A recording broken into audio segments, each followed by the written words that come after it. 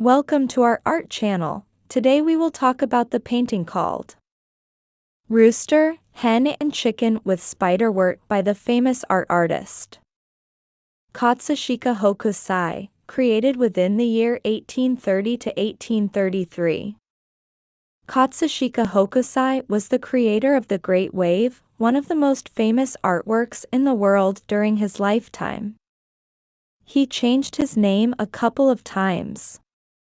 In 1820, he changed it to Iitsu, marking the start of a period in which he secured fame as an artist throughout Japan and created some of his most popular prints.